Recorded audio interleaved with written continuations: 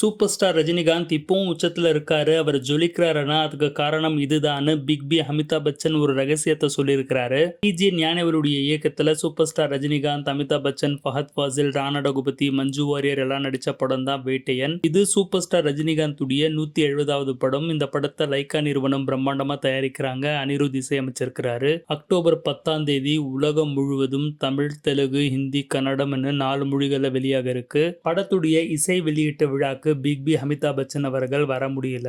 இருந்தாலும் ஆடியோ லான்ச்சுக்காகவே பிரத்யேகமா ஒரு வீடியோவை தயாரிச்சு அதுல வெளியிட்டு இருந்தாரு. அதுல நம்ம சூப்பர் ஸ்டார் ரஜினிகாந்துடைய பழைய நினைவுகள் எல்லாம் அவர் பகிர்ந்திருந்தாரு. குறிப்பா ஹம் படத்துல தலைவர் சூப்பர் ஸ்டார் ரஜினிகாந்த் அமிதாப் பச்சனுக்கு தம்பியா நடித்திருந்தாரு. அந்த படத்துல ஷூட்டிங் நடுவுல பிரேக்ல பாத்தீங்கன்னா தலைவர் தரையில தான் படுத்து கிடப்பாராம். இதை பார்த்துட்டு பிக் பி அமிதாப் பச்சன் அவர்களுக்கு ரொம்ப ஆச்சரியமாயிட்டு இருக்கு. அப்பவே சூப்பர் ஸ்டார் ரஜினிகாந்த் தமிழ் சினிமால நம்பர் 1 ஹீரோ தான். அப்படி இருந்தும் அவர் அங்க வந்து தரையில படுத்து கிடந்தாரு.